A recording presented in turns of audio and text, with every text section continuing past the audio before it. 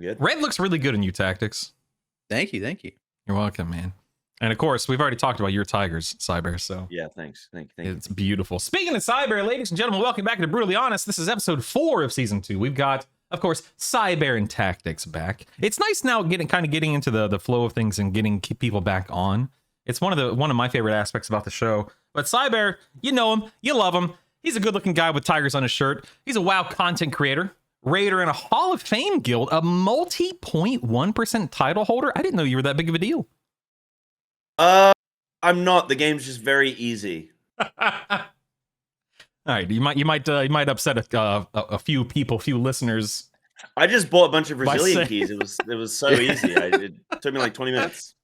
An esports caster, you make guides, you make content for feral druids mainly, correct? Yes. Yeah, I dabble. I do a little bit of stuff with other specs. I play Enhance right now as well as an alt, but I don't really do guides on it too much. Yeah. And then you also, because I saw you play in streaming, you did a lot of Final Fantasy 14 leading up to midnight. Are you playing 14 actively right now, or is it primarily midnight?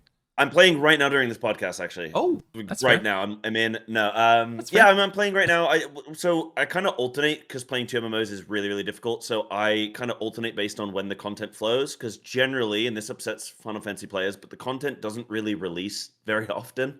But they kind of service all areas of the game, which is good. But I jumped in January into the FF season, finished that raid like a couple days before the WoW season began, and then we do that. So I'm just like cycling. And then as soon as this raid calms down in WoW, I'm going to get ready for the new Ultimate in FF14. So I'm just constantly ping-ponging between the two. But yes, I'm dabbling. That's fantastic. So tell me real quick, like pros and cons, benefits, or whatever. What main differences between raiding and 14 and raiding and WoW? Like, why is one more enjoyable or different than the other?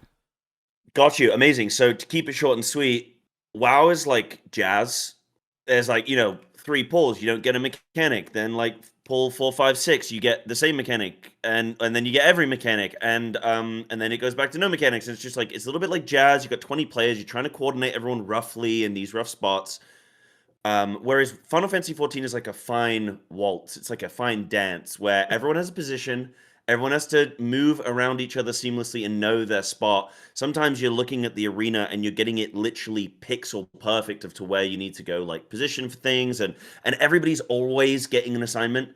So it's really good for mechanical fluency. And I do find that having played Final Fantasy mechanically, I'm a lot stronger now. Funnily enough, I actually got recruited to my WoW guild because of my Final Fantasy experience, not my WoW experience, which is kind of cool. But the fight design in Final Fantasy is hands down better than WoW's, and I'll fight anybody on that. That's totally fine. Bold claim. But and WoW's is still really good. WoW's is still really good, but FF's is better. But WoW class design is way better than FF's. So it's kind of like, do you enjoy the class, or do you enjoy the mechanics? But I think playing both is absolutely the best thing you can do.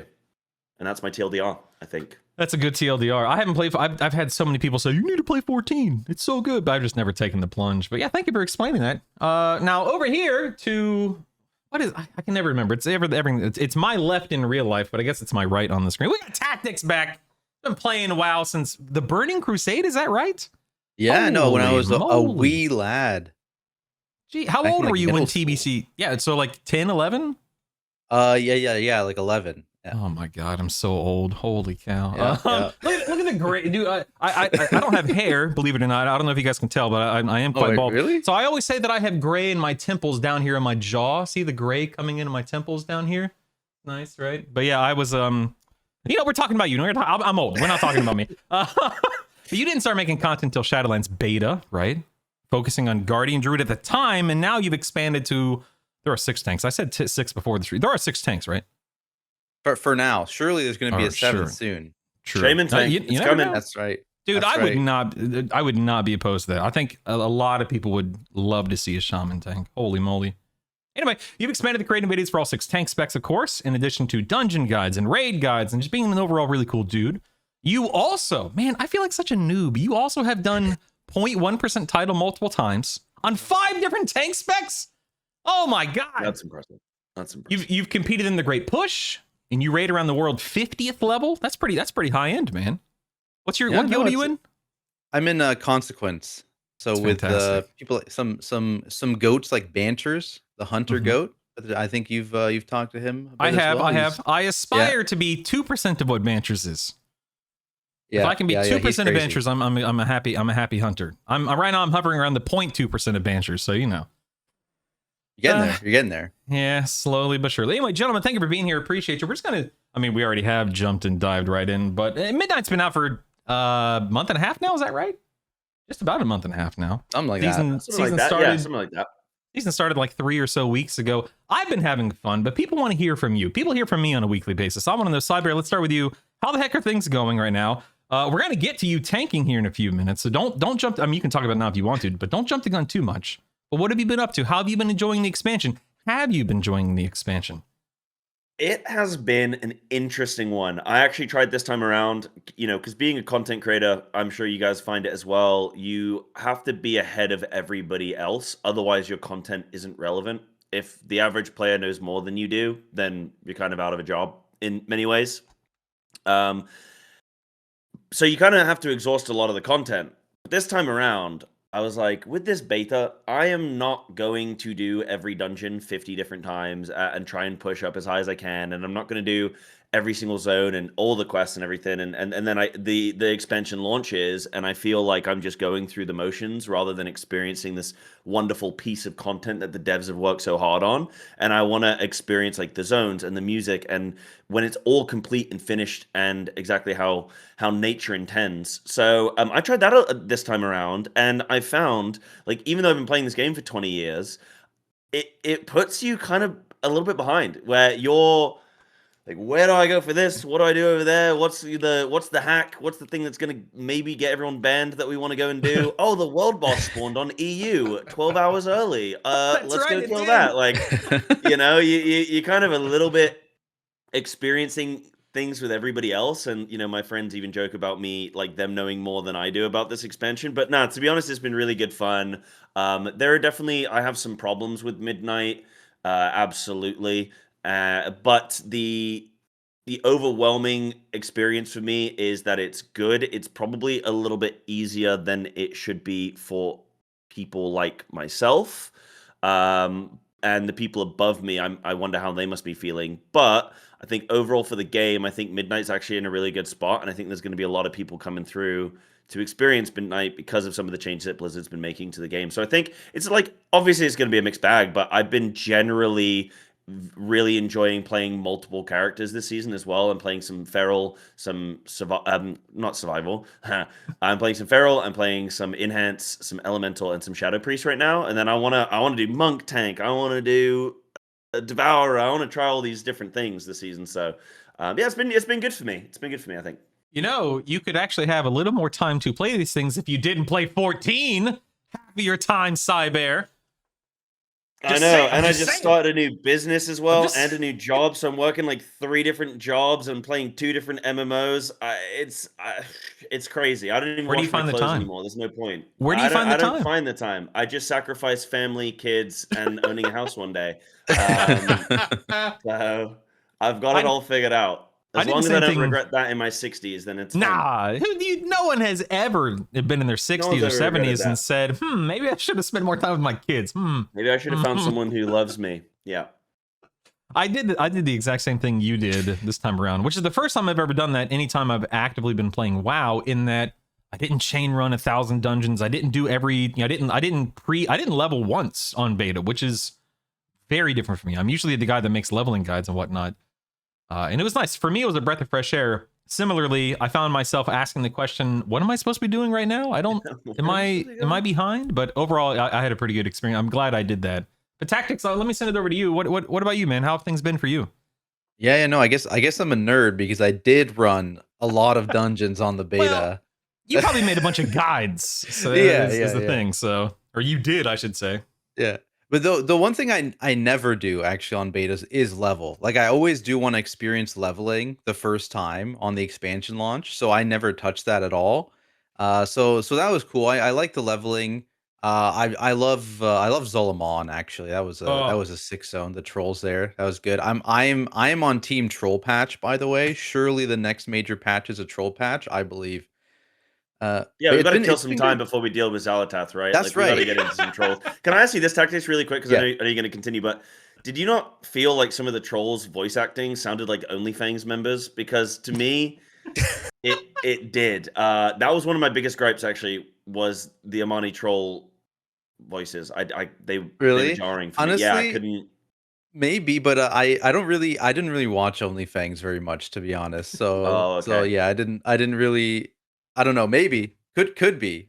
maybe. Now, are you talking about like some of the main trolls, or are we talking about like some of the side characters, background characters? No, so like literally all the voice actings, like all of them, especially in Oh. cutscenes and everything. Yeah, they sounded like the OnlyFans troll faction who just a lot of white people from California, I think, trying to do some Jamaican, and it was tough. It was tough. It was tough.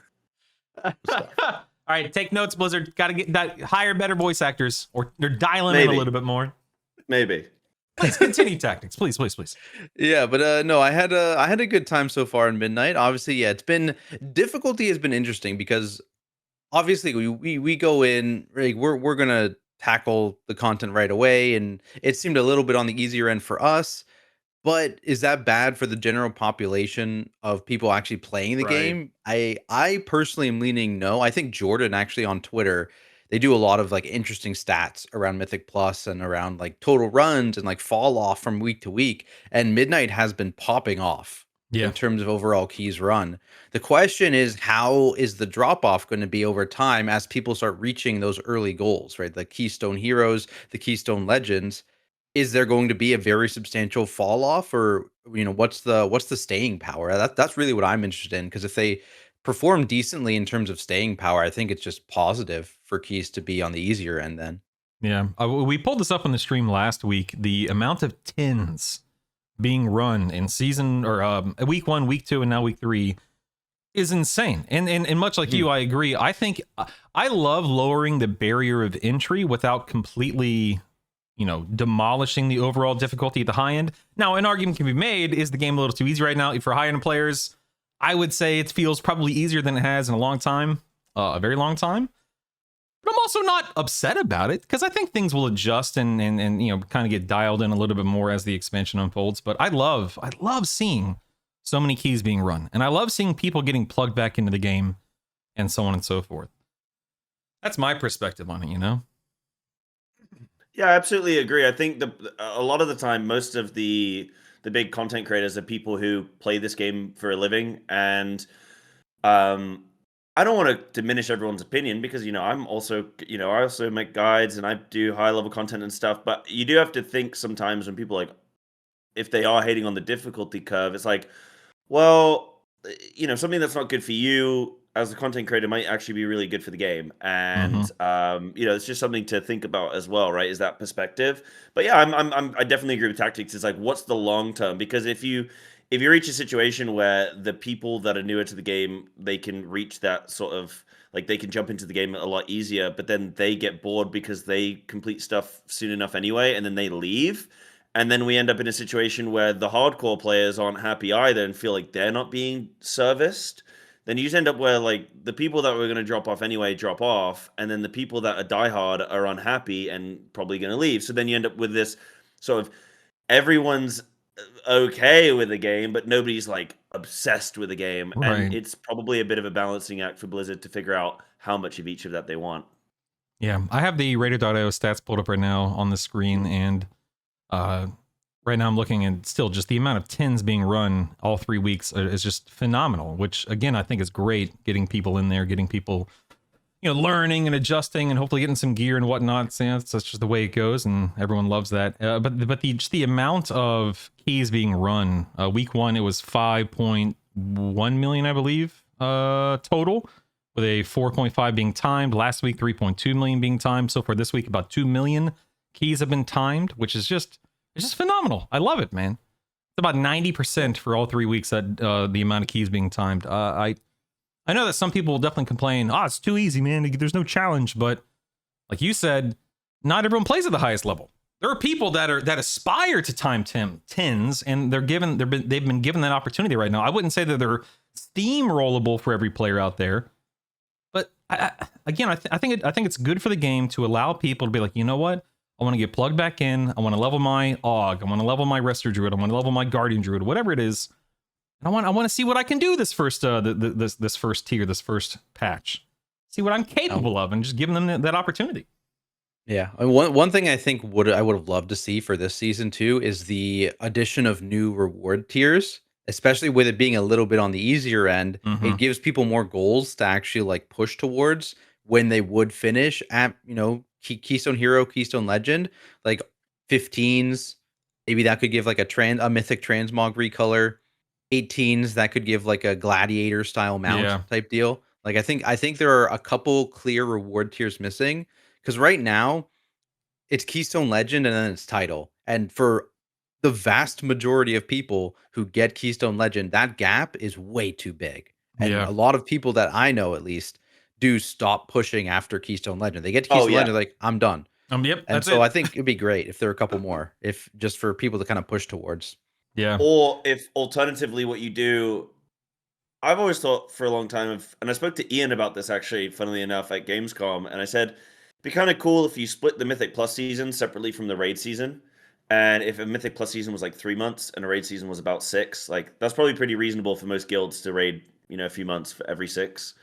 But if you split the Mythic Plus season and you had like an early push and a late game push for that season, that might also help. So like maybe people push for like 6 weeks, then they drop off for a few weeks, then they come back for the second season or something like that. Just because I do agree. Like a lot of people I find, like all of my friends who aren't in the content creator scene at all, they get their portals or their title and then they go, all right, I'm done. And then they don't come back until maybe the next season if it's good.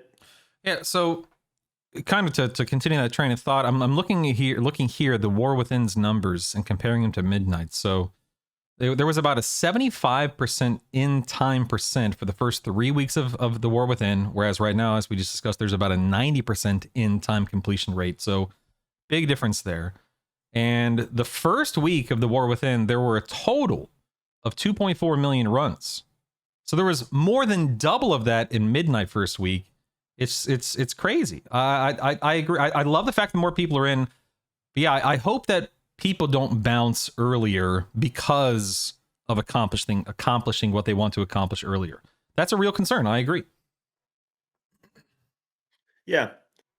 I think they will as well. I think they will, and it's then something that Blizzard needs to look at. And I saw an interesting tweet from Cams, one of the Liquid guys, and caster for Liquid and everything, and he said, "Go and pug a +10 and tell me these people deserve mythic loot." I literally saw that tweet today. And it's a very it's obviously funny. It's a funny tweet. But then when you actually peel back the layers and it's actually got me thinking more seriously and being like, yeah, I mean, to be honest, do you deserve mythic loot from a 10? Because the rate at gear acquisition rates right now are unlike anything we've ever seen. I mean, the rate at which you can craft, unlock tier set, get crests, just min-max your gear. You've got the vault as well. Then you've got the raid clears and all the different difficulties. Like, you can infinitely farm Mythic Plus. Then we're soon going to have that new token that is going to allow you to bonus roll on loot, and you're going to get that every week. And you're going to be able to, specific target piece of gear. It's the rate of loot acquisition is kind of crazy these days, and it almost feels like if you're not immediately day one, week one, already in your best, then you are a loser and you suck, and there's no point, and give up, and you're just gonna gray pass forever. So it's just crazy. It's crazy how quick we get loot, and that's where I kind of wonder, because I feel like more people, once they finish a character, it's like, well, are you gonna go make a second character, or are you just gonna quit? I don't know. I don't have those numbers, but yeah. I mean, so let's play devil's advocate, whatever you want to call it right now. Why wouldn't we want people getting myth track gear on a +10? Why wouldn't we want people across the board getting more geared earlier in the season? What's the perspective there? What's the idea behind that? you want me to jump in on that? Sure, As I man, just- please. yeah. This is just Okay. a very like Well, I didn't know if open it- Tactics. yeah. I don't know if I just spoke for about. I don't know Tactics. If you want to jump in on any of that, if you have any thoughts, but technically it did spawn from me, so I don't want to throw you in front of the bus. But No, you first. I'll Yeah. I'll run behind the bus after it goes. Okay. Yeah. Amazing. So I am somebody like one of the biggest reasons why I originally got into World of Warcraft. First of all, I was just a big fan of Warcraft 3, and then the world just seemed amazing. But the reason I stuck with World of Warcraft is because it felt like one of the first experiences in my life, and I was 10 when I first started playing WoW. But as I kind of grew, what was subconsciously happening is I realized that I was putting in effort and I was working for something and I was improving because of my efforts. And it WoW originally was this very merit-based game. I felt like if I wasn't good enough to do something, or if I didn't put in the time and the effort to do something, then I did not gain the reward. And that felt very natural to me and very cozy. Like, I like that. I like people having to start from scratch. Everybody's going to start at zero, and everybody has to try and do the best that they can with what they've got in that situation, right? So I'm very merit based. WoW felt like that. So I'm always going to push that people, I'm not necessarily about FOMO, but I feel like people should have to work for rewards. And I don't always like catering to people who just feel like they can either get out their credit card to solve a situation or feel like they should be able to bypass it. Like you get a lot of people who complain about the story mode of the raid not releasing like week 1. And yeah, okay, I mean, they probably should release the story mode immediately because like, why not? But instead of sitting on like different websites complaining about not having the story mode, why don't you actually just see if you can jump into normal or LFR? Although, well, I guess you can't do LFR, but like, why don't you jump into normal? And like, if you want to achieve something, why don't you push yourself to achieve that thing? And some people, it's not going to be possible, but for the vast majority of people complaining, it probably will be. So, does that kind of answer the question? I guess in a way, like I feel like people should have to earn it. Right. So you're a big believer in, hey, I'm putting in X amount of hours per week. I'm getting a Y item level, and I can do Z DPS or whatever it amounts to based on your role. I'm good. And that's not to say that you suck and you need to continue sucking. It's, hey, if you want to get good, work at it, kind of a thing. Like, or if you want something and it requires you to improve to get there, then that's fine, and people should be rewarded for their effort. So like the maximum level loot in the game should probably come from the hardest most time-consuming activities, probably. Tactics, what do you think, man? Tactics, did you want to run behind the bus? Yeah, let me run behind the bus. So I like partially agree with you, right? Like I feel like I stand in like the middle ground where I do agree that I think the best gear should be from the hardest content. I do agree there should be merit-based stuff. I also personally just don't care if people are getting 1 out of 6 myth track gear from their vault from doing a +10. Like to me, doesn't bother me whatsoever, right? Like that's fine. And frankly, again, if you look at actual percentage of players that complete a +10, it's a fairly small percentage. It's much lower than you would expect.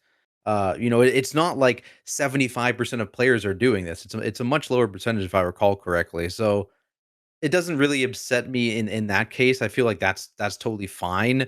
I think the Void Forge system that's coming up, which I think we're planning to talk about as well. I actually really like that system for a catch up gear and just giving people access to these myth track gear where they otherwise would have to rely on just the pure vault RNG. Now they get a little bit of bad luck protection. I also think that's fine. Where I think it's like a little weird is like people complaining about like, oh, this mythic raid trinket from the second last boss is the best thing. That's terrible, Blizzard. It's like, come on. Well, why would you go and organize 25 people, have the raid leader, do all the plans and everything, and then the loot isn't even good? It does, yeah. No, I actually agree with everything that you're saying so far. By the way, like it doesn't bother me if other people get good loot. I'm just yeah. And like maybe there should be something that's like a bit more comparable to it in dungeons, but also I feel like comparable is an interesting statement because to me, oh, this thing is like 5% worse. That's not a big deal. To a lot of people, 5% worse. Oh my god, I am a terror. I am doing nothing. I'm minus 5% on one slot. It's over for me. And I feel like people put a little too much emphasis on gear, but this is coming from a tank perspective who does high-end raiding, which means I don't get loot, right? And I am fine with that. That's just not. I personally just don't really care that much. So maybe that's probably influencing my opinion a little. I like loot. I'm a hunter. I like good loot. Yeah, I mean, these are all great points. I mean, I definitely fall more into the category of what you're saying, tactics, to where I couldn't care less if someone's getting, myth track gear once a week out of their vault. And I don't think you care either. I'm not saying that you do care, Cyber, of course. I don't think you're fighting. Yeah. I don't think you're fighting for people to not get upgrades once a week. I know that's not that's not what you were communicating. I fall more into that category because for me, I've been running 17s all week and failing them miserably because everyone else, I said this before, everyone else sucks. It's not me. It's everyone else I'm grouping with. They need more gear, but it's one of those things to where, I'm raiding with my guild and I'm running keys with, maybe 24 people across the week because I pug everything. So the amount of people that I'm interacting with is a percent of a percent of a percent. So I don't care what everyone else is doing or what everyone else is getting. It doesn't affect me directly, Not to say that I shouldn't worry about indirect things, but I you know what I mean in this case. Yeah, I don't know. It doesn't bother me. I say the more the merrier. Let people get geared. Yay. I want to completely change topics here for a second because I'm talking to two guys who casted for Method this tier. Is that correct? I want to know a couple things, and you can Psybear, we'll start with you. That way there's no weird like, oh, should you go? Should I go? Start with you, Psybear. How the heck did you get involved with Method? What's it like? What's going on behind the scenes? What's the vibe? Tell me anything you want to talk about in relation to the race. I'm just interested. Yeah. I've never done it. Yeah, so I mean, the way that it goes with casting is sometimes teams will approach you. Sometimes they're so busy planning everything that you have to approach them. The way it generally works with casting as well is you are the last like piece of the puzzle. So they've got to do the venue, the staff, everything, and then you're like, and then they're like, oh, we need some casters for this. That's generally from what I understand how things can. Sorry, you locked up there for a second there. I apologize. You're good now. Oh, you're good now. that may have been. So you were saying Method was handling the venue, the meeting, the seating, all that stuff. Go ahead. Well, that's generally how it is in for different teams. From what I understand, is like casters will come last. But yeah, sometimes you approach them, sometimes they approach you. I think this time around, I just kind of like messaged SCO, and I was like, "Hey, I'm available this time." Because the last couple events, I was like in Japan, and then before that, or like after that, I think people didn't know I was around. They thought I was still in Japan or whatever. But this time around, I just reached out to SCO and just said, "Hey, I'm available," and they were like, "Oh, okay." Kind of put me in touch with some of the team, and then I got booked in basically. So yeah, like that's kind of how it goes. But obviously, I've already had experience casting. My first time ever casting is like a different story. That was a little bit more work that had to go into that. But I've cast with Method in previous races. I think I did a couple days in a Madrasil. So I've kind of like dabbled having cast with Method before.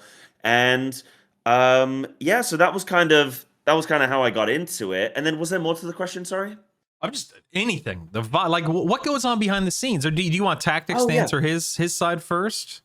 I can briefly finish off, and then sure, Tactics can jump in and see if maybe his experiences are any different or something. But so this time around, obviously it was online. We weren't at site, and there are pros and cons to that. The big pro is that you can stay with your normal life routine, and to be honest, you can probably like when it comes to finances, you can probably make a bit more money because you can continue all your normal things. Right. Whereas when you go to a location, like you can't really do much else besides just be at location casting. I mean, if you've got a stream and this and that, then you're fine. But yeah, so being online, like it does suck. It absolutely sucks for the rapport and the ability to just you and a co-caster, like say me and Tactics, we're going to be on in like an hour or two.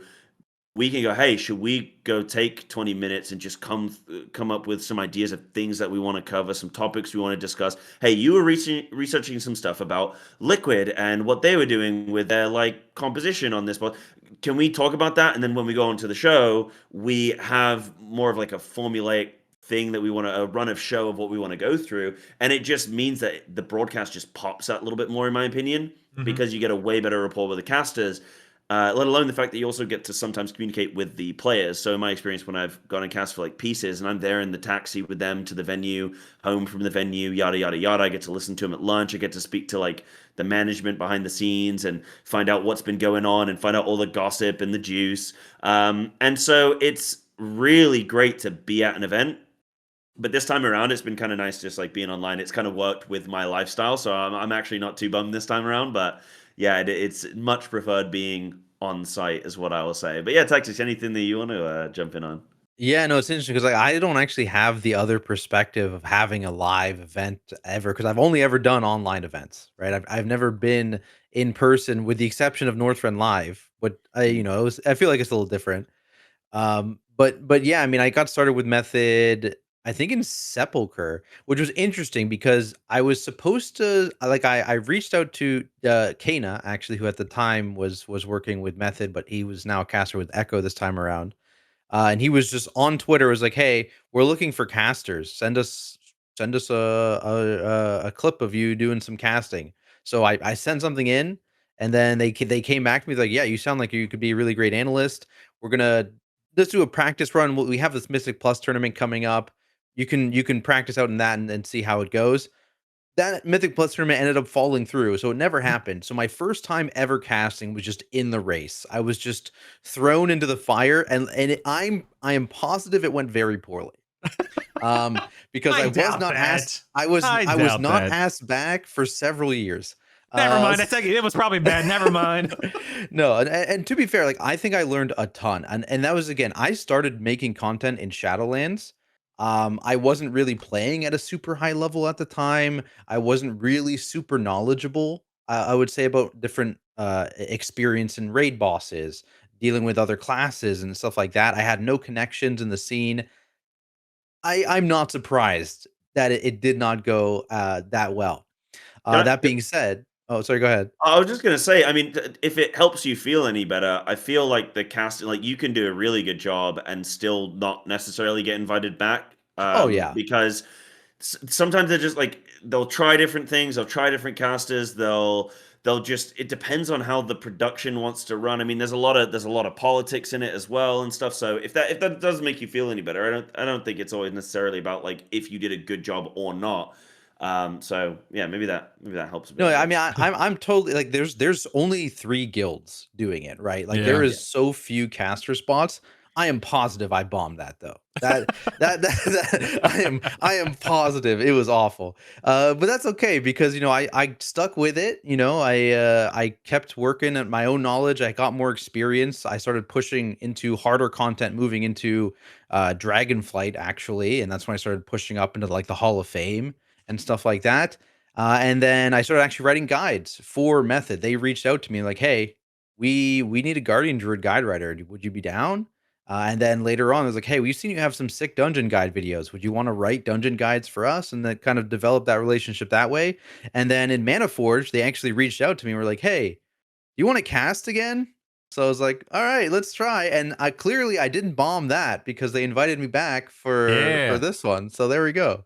That's fantastic, man. I mean, yeah, there you so go. That's did you oh, I was just go ahead? sorry. I was just gonna say that's kind of how it goes sometimes. Is like it Yeah. just kind of snowballs, and then before you know it, you're in everything. Yeah. Sorry, and go on, No, Bruce. no, I was just kind of. Did you guys cast together at any point in time? Yeah. Hmm? At the same. Okay. Yeah. Yeah, That's we so did a cool. few. We did a few actually, and I feel like, I mean, to be honest, I had a blast with everybody that I cast with, and it was really nice. Actually, I had a few people like DM me and be like, "Hey, I had a really good time casting with you." Tactyks wasn't one of those people that DM me, No, so maybe he had a terrible time.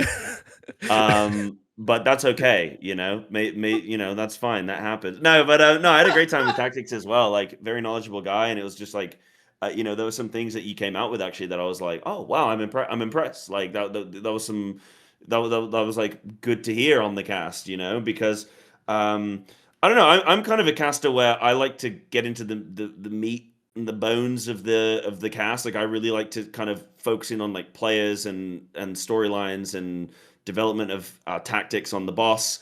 And some people like to kind of cast and talk about what they're having for lunch that day, and I'm just not really interested in doing that kind of stuff. I want to do like I want to talk about the content. I'll talk about WoW stuff in general, but yeah, you know what I mean. I like a little bit more of a focused thing, and that's the kind of thing you did, Tactics. So yeah, I liked it. Yeah, I can imagine going back to something you said a moment ago, Psybear, not being on site and like you said, people not being able to spill the tea, people not talking between polls and whatever the case may be, not being able to dig into what's going on. That's got to be a little different. I'm sure, like you said, pros and cons. It must be nice to be able to stay home and cast. But I can imagine if something probably felt a little something was missing, right? Something didn't feel like a complete experience, perhaps. Yeah, I mean, Tactics. Is there anything that you're like envious, or not envious, but like you feel like, oh, I wish we were live because it could be a certain way? Like, is there anything that you think how it would be different? Because I'm curious on that before I kind of jump on. Yeah, I mean, I think the big thing is, like you said, is like you don't really interact with your other casters that Yeah. much. Like for me this time around, like I think I interacted with Krista a lot because I think we were on the night shift basically. It was almost always me and her. I think I had one shift with you. I had one shift with a bunch of other casters. I think I had maybe like 2 or 3 with Sean from Sean's Reader.io. awesome, But by the way. otherwise, I love yeah, Sean. love Shout out to Sean. Sean. But otherwise, like almost all my casts were just with Krista. So we actually got like a bit of a rapport going, like you were talking about, because we were just casting together so often. But beyond that, like I feel like I barely interacted with any other caster. So it's a little unfortunate. Yeah.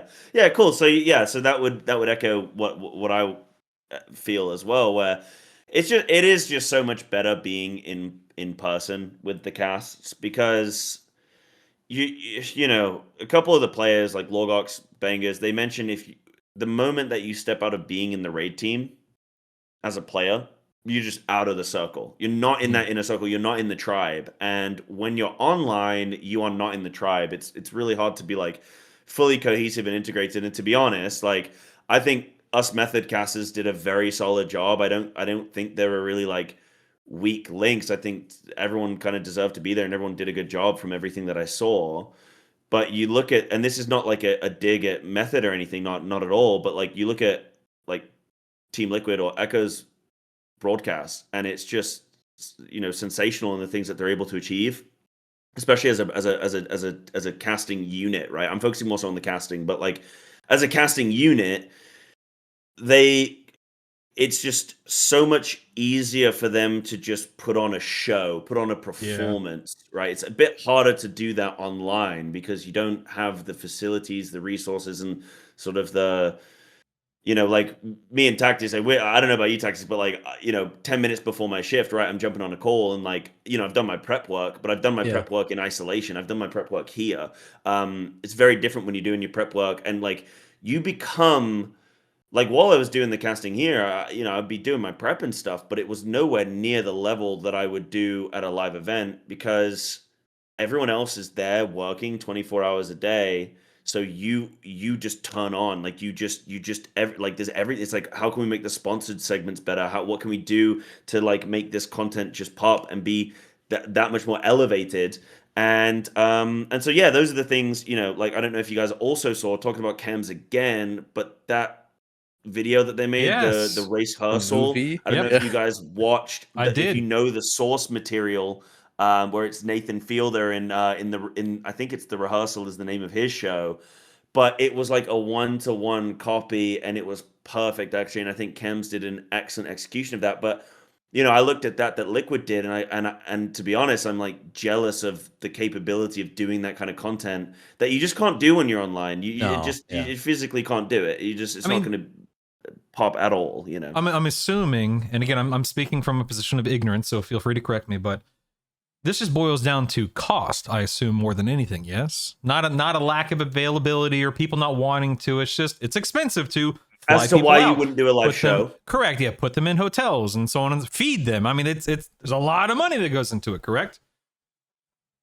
Yeah, definitely. Like it's a massive. I mean, it's hundreds of thousands of dollars, definitely. And from my understanding, it's a case. Again, I'm not in the scene with, I'm not like ingrained in Method as a business, but I've spoken with, with them and stuff. And I think it's more so for them, like, right, we have the resources to put on a live show, but we're coming in third. Why put on a show and spend hundreds of thousands on this when we could direct that money into the players and to other commitments, right? They're probably dabbling in a whole Method as a business has got its fingers in quite a few pies. So it's just like, how much value? Because you got to think about it as well. How much value are we going to get? Like, to be honest, as I'm a caster, I want to get more events, but a lot of the time, the caliber of caster you need to make a good Race to World First event is not actually very high. You have like someone like Dash on, and everyone's like, "Whoa!" Like Dash is on the Liquid cast. Whoa, we want to tune into that. But like most people could probably get their way through some Race to World First cast and be fine because it's more chill, it's more vibes. You don't need any particular skill set necessary. Well, you do, but it's not like other esports where you need such a deep understanding of everything and all the players and like League, for example, all the tournament, like League, right? Where you need to be one of the best players in the world to like be a caster. You know what I mean?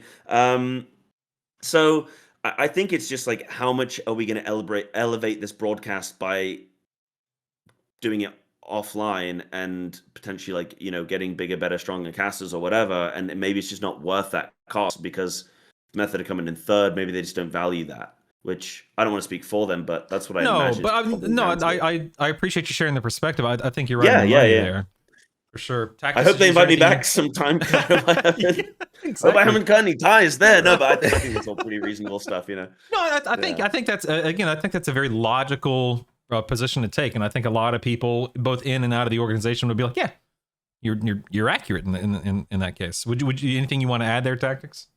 No, I mean, I think I totally agree, and I think the other thing you touched on, casters like Dash and like Medic coming in from the League and just the energy they bring and just like the way they cast is absolutely insane to me. Like they're definitely like guys I look at and be like, damn, I wanna try and be more like them when I'm casting because it is wild, right? And the thing too about the Method broadcast is definitely much chiller, I would say, than the Liquid and Echo one. It's much more, I don't know if laid back. It's like a casual, I guess. It's more casual. There's a lot more like chat interaction, stuff like that. So it's kind of a different vibe, I would say, than the Liquid and Echo ones, which I do enjoy. But yeah, you don't quite get the same level of energy as guys like that bring.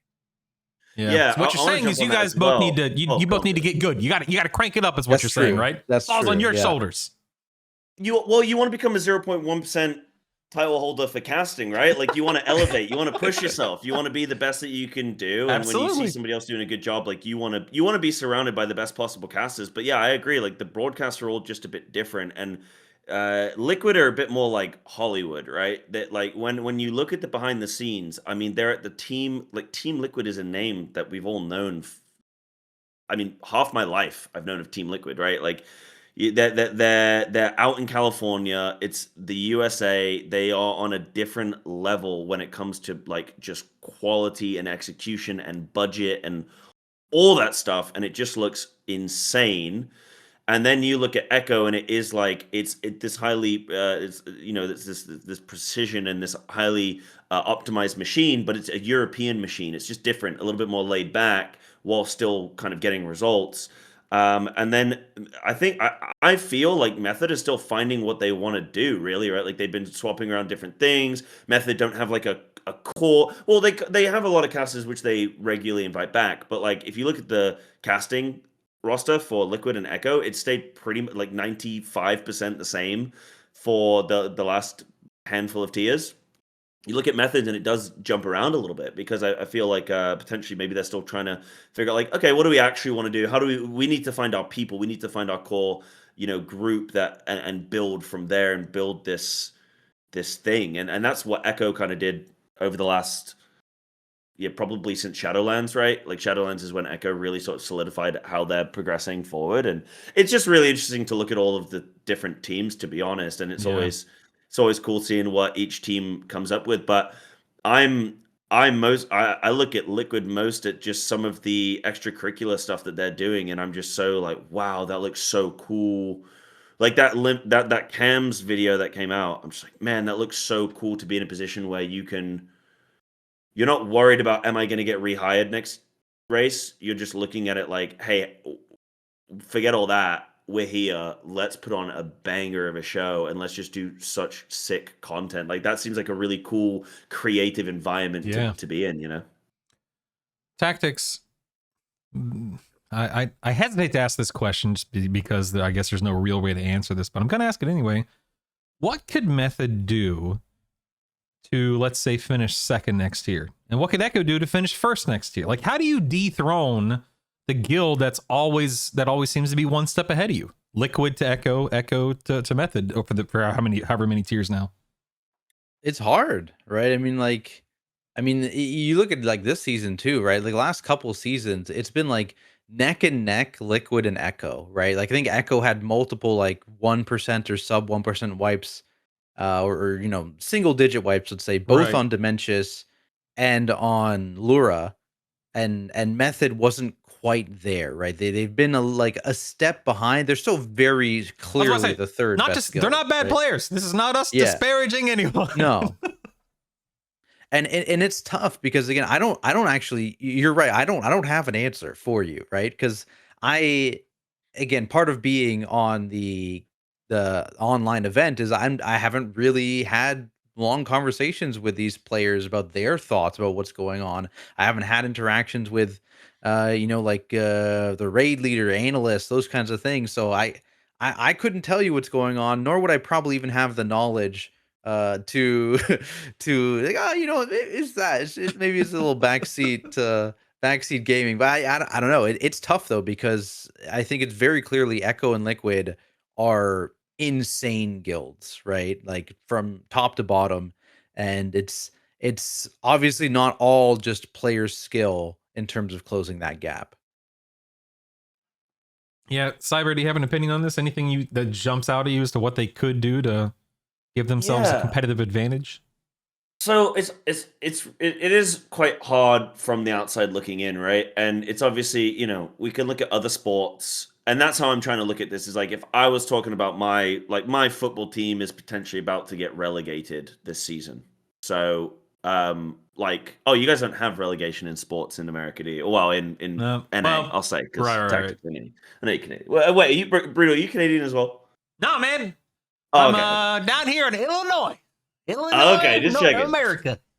But you guys don't have relegation, but it's like, you know, everyone, you know, you go to the pub and you'll chit chat about what the team could do better, and you know, is it the players, is it the management, is it this and that, and ultimately, obviously, yeah, you don't 100% know from the outside. But so I will preface this from a position of ignorance, but yeah, is it a case of I mean, it's got to come down, ultimately it's got to come down to the caliber of the players and recruitment and leadership, because what else is there, right?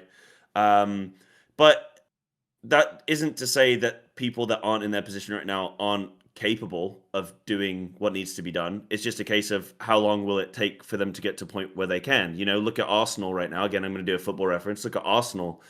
They've had the same core for a few years now. They're only just in a position where they're going to win the league, and even then it's looking close. So, but they've not made dramatic changes there. It's just taken them time to really figure out the fine details. And to be honest, the third team is so difficult. It's so difficult to be in that position, because every tier you do well, you have a target on all of your best players. Yep.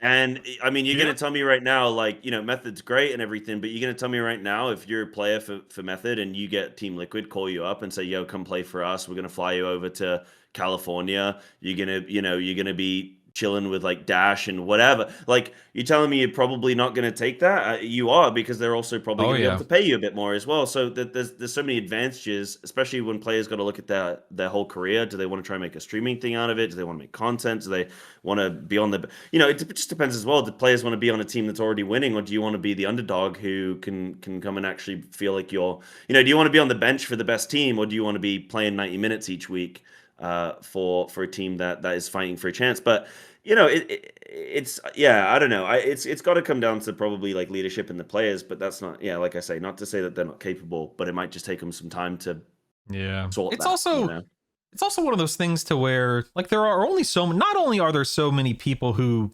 play WoW, there are only so many people that raid, and there are only so many people on each region, and there are only so many people that play each role, and there are only so many people that play at a high level, and there are only so many people that can commit to a schedule like Race to World First. So I mean, the pool gets shallower and shallower every time you start trimming or cutting, peeling away, whatever you want to call it. There's only so many people. Not to say there aren't enough people, there clearly are, but I mean, there's a lot to it, I guess, that goes into it. Again, I'm gonna catapult us forward real quick. I want to talk about something that is near and dear and very important: Mythic Bellaran tanking. Okay, we have someone here in the podcast. Not going to point any fingers. Not going to name any names, Psybear. We have somebody here in the podcast who's going to be tanking Mythic Bellaran in the next, like, 45 minutes? Well, my team's going to get through Illyria first. So fair. I got some time. Fair enough. I hope they don't one-shot it today, but I got some time. I want you guys to talk about, feel free to talk about tanking right now. Feel free to talk about that specific fight. I want to know what's going on. What questions do you have, Psybear, for Tactyks in this case? Oh man, Let's can dig I into this, hit baby. a tangent? Can I Absolutely. hit a tangent real quick on Mythic Bellaran? Please, Just before getting into that. So this boss got nerfed on the reset, right? They then hit it with a second nerf on Thursday, I think it was. Yeah, it was a couple of days ago. It was a couple days in. Yeah, it was past Wednesday, which frustrating for us because we saw the nerfs on Tuesday. We're like, this boss probably we're not going to kill it this week, but we could kill it early next week. So we're going to send all our Vantages Wednesday. It was Wednesday night. It'd been a whole extra day on Illyria to make that faster so we could get more practice on Bellaran. And then Thursday, just before our raid, a couple hours before our raid, all the data mining of the newest hotfixes come in. And it's like, this boss is so killable with 20 Vantis. Like, if we had 20 Vantis, this boss would just be dead. That's crazy. Yeah, it was frustrating for sure. And so, one, that. Two, I'm actually kind of mad about the tank nerfs to this boss. Tell me about that. What are you talking about? Tell me. So they came in with some justifiable nerfs, right? They nerfed the boss health a little bit to make the DPS check in the phase 1 for guilds with coming in lower gear than the race guilds. I know that. They changed dogs, yes, which makes the egg DPS check harder. They nerfed the egg health as well to make the egg DPS check easier now than the post the Og nerf, I would say. What else did they nerf? The healing absorb. I found that nerf odd because basically what that nerf kind of is like, oh, hey guys, you could do a 3-phase. I don't know if you've seen the 3rd phase of Bellaran, but basically every phase Bellaran comes back, stuff gets more crazy. Right. No one's going to 3-phase that boss. No one's doing that. So you still have to 2-phase. So that was a weird nerf. But then the final nerf that was even data mined last was they changed how the tank frontals work on that boss fight. So initially, it was doing every phase, it would do a random combo of 3 tank frontals, right? In every phase. They changed that. Yeah, you pulled them up. Here you go. Yeah. They changed it so that the first phase, this guy's doing 1 tank frontal. One singular tank frontal. And then the second phase is doing 2. For notice, when this boss launched on normal and heroic, he was doing 2 tank frontals in phase 1. Like, not only does this make it so much simpler, right? No, we saw this nerf. I came in on a 266 eye level tank. I played a full offensive build, and I was never afraid for my life. That's crazy. It is ridiculous. This boss does no damage to your tank. I have no questions. I'm fine. Yeah, let me pump the brakes real quick. Do you think? I mean, this is where my brain goes. Couple of weeks back, they crank it up, right, because of the Race to World First. Liquid Echo method. They grinded out. It was like a 200 pull boss. Is that right? If I remember correctly. And now, a couple weeks later, all right, let's ease off a little bit. Let's make this boss a little simpler, a little easier for people. Now, is that what's going on here? I mean, sure. I mean, like I said, a lot of these nerfs justifiable. Sure. Like they're normal. They're normal, like pre-Hall of Fame nerfs. Even that nuke to the tank frontals, that seems like a post Hall of Fame nerf to me that they just snuck in there, because it is insane to me. And I actually tweeted about this, how like I should not be able to have 0 survivability issues on this boss on week 3 or whatever of the patch. Yeah, and it's like a bunch of people came as, well, it's not technically the penultimate boss. And it's like, okay, guys, they buffed it up. They upgraded the loot. Yep. This is definitely the penultimate boss. They treated it that way. Yeah, and even if it wasn't, the race numbers, yeah, like, let's say for argument's sake, it's the 3rd hardest boss. Same argument applies. I shouldn't be able to come in week 3, 266 eye level and play a full offensive build and not worry about that. Especially 266, man. That's crazy. Yeah. That's low. Yeah, I mean, low for what it is, I guess is my point. Perspective, It's very low. I shouldn't be able to do that straight up. And then literally, like, all the difficulty in tank damage intake on that fight is from the frontals, and the fact that there were 3 of them every set. So you always had to have something ready. Now it's just RNG, right? Maybe sometimes my co-tank gets picked every single frontal in phase 1, and so I'm just sitting there doing nothing, and I can't even help because all I'm doing is soaking orbs, which you do anyways, right? Like that's already planned, basically. So I just sit there hitting the boss. Sounds like a fun fight for a tank. Can I go on a tangent there as well? Like, please. That's one of the things that just annoys me to no end with WoW, is just the constant fluctuations in nerfs, buffs of bosses, and you don't know where you're at. And as a guild, I mean, I've been in guilds before where we've reached a new boss and they've said, okay, there's no point progging this because it's probably going to get nerfed next week on reset, so we'll just like call the raid early and we'll just come back when. And you're like, what are we even doing here, fellas? Like, we're not going to pull this boss because we're going to wait for it to get nerfed. And then just the level of satisfaction. I mean, we've all been there as well, where you've hard progged a boss, you're wiping it sub 5%, and you're like, oh my god, like raid night ends, you're like, oh my god, we have this like next raid, and maybe your next raid is tomorrow, and you're like, man, we have this, and then they just nerf the boss, and you come back and you're like, okay, well, this doesn't feel I know you've made it easier.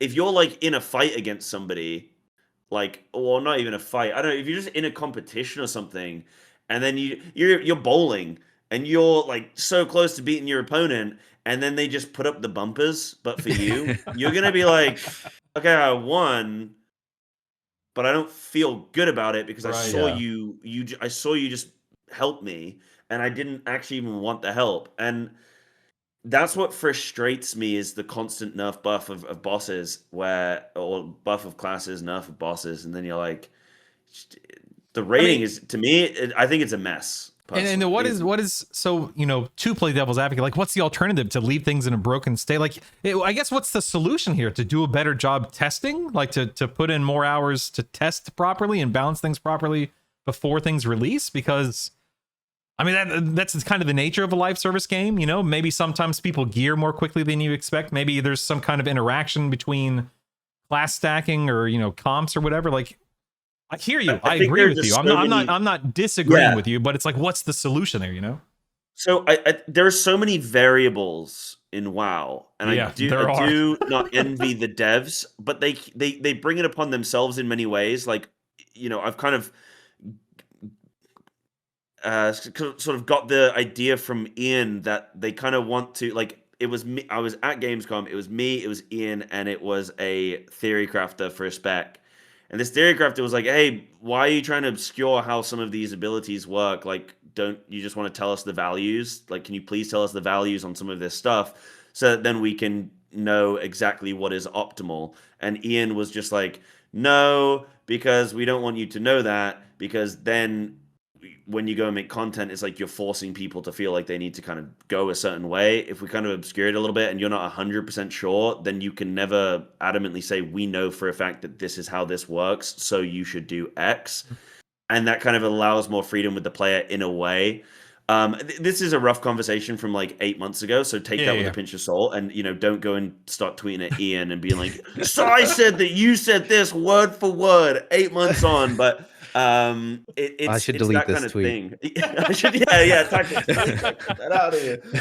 But they add in the hero talents, and then they add in all these other bits of just extra damage, extra math that just makes things like hard to navigate, and then it also makes it difficult for them to tune accordingly. So I do not envy them on it, but I don't know. I kind of just see like the best scenario I can see is that they actually just make Mythic harder. It's a static difficulty. They do not tune it. They do a lot of testing on it, and you go in with a set item level on every single character, and you have a hard set comp in terms of like it always has to be 2 tanks, always has to be 4 healers. Like every boss is a 4 heal or something like that, and you reduce sort of some of the fluctuations there. But then with 20 players, are they still going to get it perfect? I don't know. It's hard, but I know for a fact that in FF14 they don't mess with bosses. They put it out there. They don't publicly test it. When they put it out there, it does not get tuned. It is done. It is already tuned. And sometimes they have a tier where it's a little bit too easy. And by a little bit too easy, I mean the Race Toward First guys who are no-lifing it do it in like 16 hours instead of maybe like 48. But then the average player is still there for 6 weeks, so it's fine. But I know it's possible, but they have way fewer variables. So that's also something I do have to be fair to Blizzard and caveat. But I got some ideas, but it's just I don't know. There's a lot of data, a lot of numbers. It's not easy. WoW. At the end of the day, it's not easy. Tactics, what do you think, man? Yeah, I mean, it's an impossible task right now. And I think personally, I like the creativity of like, maybe we 3 heal this fight. Maybe we 3 tank Yeah, this me fight. too. And so I wouldn't want to see that go away. I think, again, for me in particular, these nerfs to Mythic Beleren, I think the problem with me is the fact that they staggered them half on the reset and then half not on the reset. If they had just put it all together, I probably would have been less mad for sure. I'm not happy about the tank stuff. I think that's probably an excessive nerf, but if that's the only actual nerf out of their like 7 lines of nerfs that I have a problem with, it probably means they're doing the right thing in general, right? I mean, it's like a slight overshoot in my opinion, and really it's the timing.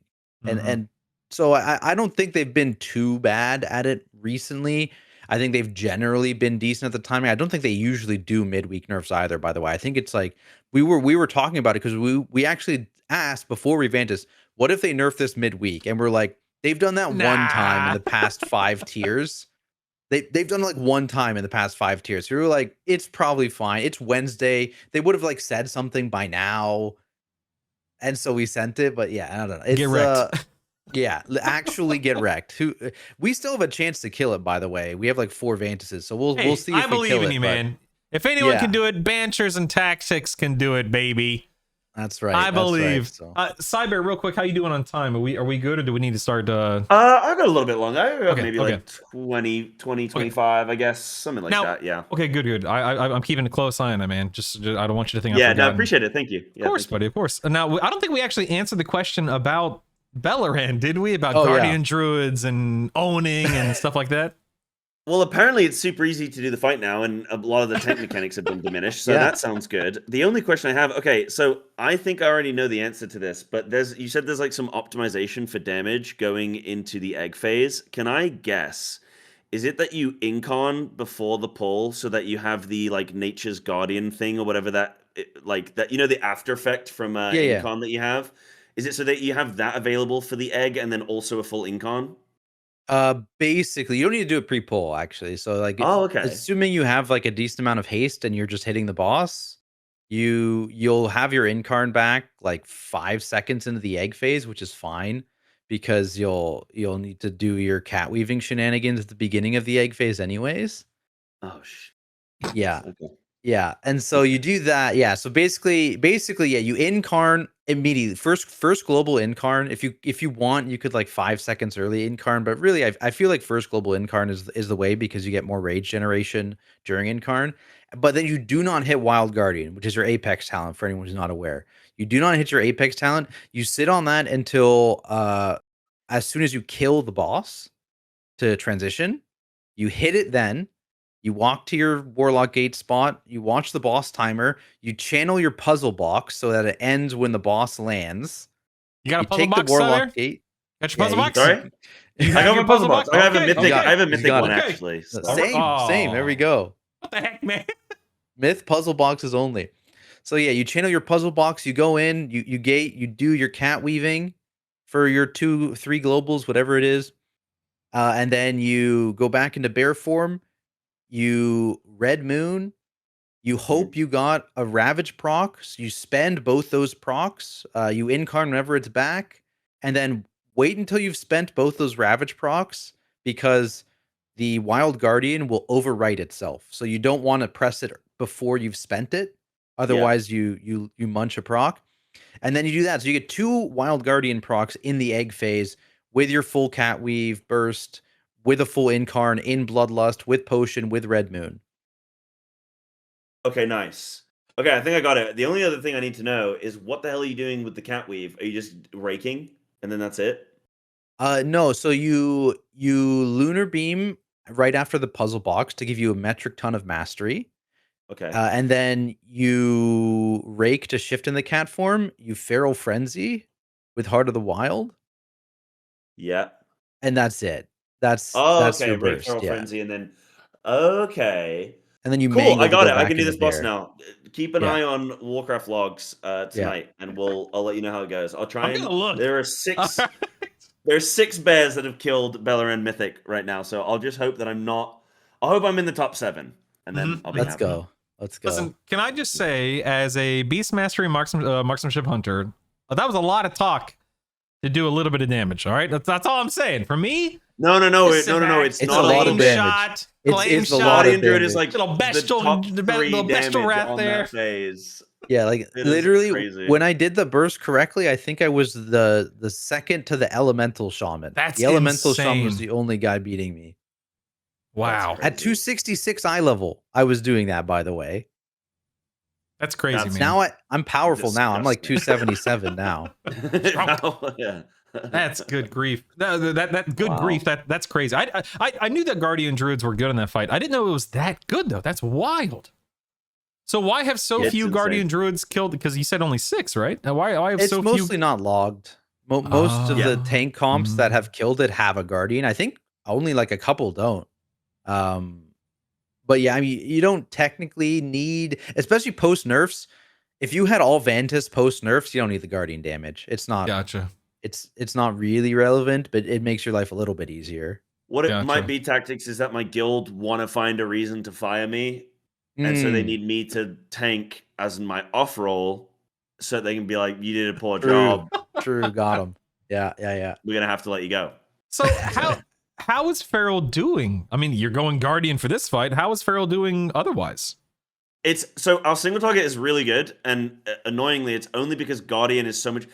Guardian's damage is so much better than the next tank, rather than so like that is a net bonus. So we can drop one of our tanks, get me in on Guardian, and then get another DPS that is also going to do a lot of damage, and that combined is more than if I was just on Feral and then we Right. had like our Blood DK or whatever tank it, right? So it's actually more of the tank tuning rather than Feral. But Feral's actually doing, if you filter by boss damage, Feral's doing really well this season, but nobody filters by Overall, I only filter. Yeah, I only filter boss damage. So people just look at overall there, and then like, yeah, overall we're not looking too hot, to be honest. You know, Guilty put out a meme like, remember when everyone saw the Feral Druid Sims just before the season started, and everyone started gearing up their ferals, and then we've not seen a single one in on Prague. So yeah, I mean, I was the first feral in the world to kill Vanguard, and I was battling with the tanks, and then I looked at other people kill the boss, and I was like, oh, they're also battling with their tanks. It's not that I'm just useless, but yeah, it's not really built. Feral can do single target, or it can sort of do AoE, but it doesn't like this in-betweeny bit, and that's mostly what Raid is. Can I whine and cry to you guys for a minute about Light Blinded Vanguard? Yeah. Well, it's actually not about the boss. You'll understand in a second. All right, so I play Hunter, as I've said, BMMM. I was MM for Light Blinded, or Light Blinded, and we were, you know, we had a 2% wipe on Thursday night. because I'm in a 2-night-a-week guild. So Thursday night we're progging light. I can't say that boss name for whatever reason. Just say Vanguard. 2%, yeah, Vanguard. Vanguard had a 2% wipe on Vanguard, pumping his MM, having the time of my. By the way, not my favorite fight. It's just a bunch of stuff going on. Not my favorite fight, but whatever. And I'm like, yeah, we're about to kill the boss. I'm doing great damage. I'm not dying to things. I'm avoiding avoidable damage. Good job, pat on the back. And what happens at like 12:02 a.m. right before our kill poll? Yours truly over here loses his internet. Oh, and so that poll was a wipe because we had only just pulled and I lost my internet. And they replaced me, pulled the boss, kill it without me. And it's like, I said a few minutes ago, I live in Illinois. We moved here from Florida a little less than 2 years ago. In the 2 years I've lived here, guess how many times I've lost internet? Twice as of Thursday. Once like a year ago for maintenance, and then Thursday night during progression. And then 3 weeks ago, I think it was during Heroic, 3-4 weeks ago, whenever Heroic came out, I guess it was 3 weeks ago, we were progressing on Dragons. Again, this is Heroic Week, so it's not that big of a deal, but Heroic Week, guess who loses power? This guy. No. Guess how many times I've lost power since moving here? Twice. So in 3 weeks of raiding, I've lost power for whatever random stupid. Actually, I know why. Somebody hit something down the road and broke it, and it took them like 12 hours to replace it, whatever it was. And then Thursday night, lost internet. So there's my sad story, my sad sap story about raiding this. At least you're done for the tier now. That won't happen again now for a while. So it happened next year. You got 6 months. Dude, I was so bummed because I'm a marksmanship hunter on Vanguard. Yeah. Like it's my fight, I was so upset. Anyway, we're gonna go ahead and start wrapping this up here. Cybear's got to get out of here in a few minutes. I'm not throwing you under the bus. I'm just explaining why. No. Cybear's he's got bosses to tank today, so we're gonna start wrapping this up over the next few minutes. I do want to talk about Mythic Plus real quick if we have time, Cybear. Yeah, no, we've still got Perfect. I can still do like another 20 if you want. So if you still got some stuff you want to get through, we can do it.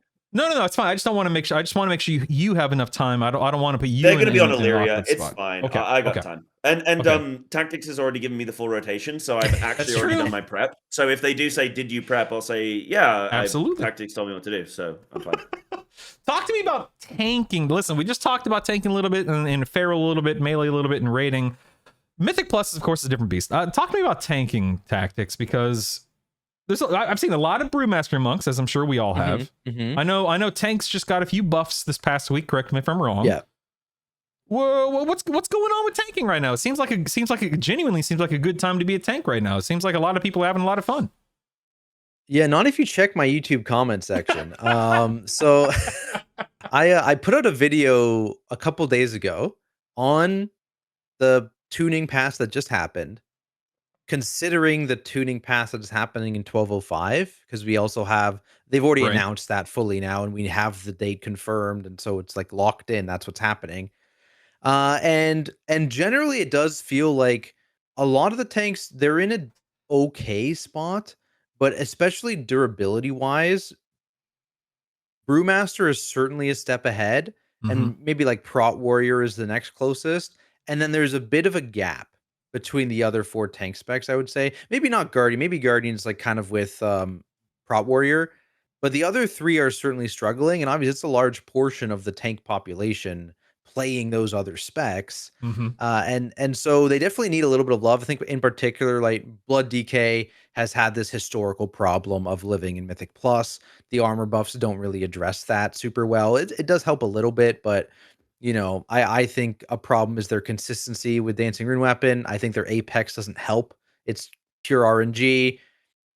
With Vengeance, they've kind of had this weirdness with Threat in general. Same with Guardian Druid, who has this weirdness with Threat. And there's a lot of issues. You have Prop Paladin down there. Poor Prop Paladins. They said they were going to give him a defensive buff. Their defensive buff was 2% magic DR. Feels Prop Paladin, man. It's tough, and it feels like a lot of those buffs kind of missed the mark because they were related to damage, when a lot of people were like, hey, I just want to feel tankier. Yeah. So what's the solution for these scrubs down here at the bottom of the old hierarchy chart? Like, do they just need more mitigation? Is that the problem? Is that what's lacking?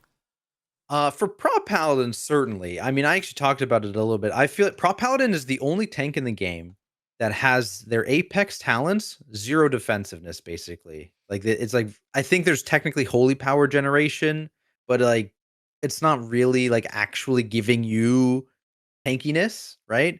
It's giving you uptime on Shield of the Righteous, which you can already maintain. So like Prop Paladin has no durability in their apex talents, and then on top of that, they rework to their mastery. Yeah, it's a lot of brewmasters. I see a Yoda. I see a Pika. I see a Yeah. Squish up here. Everyone else, Brewmaster.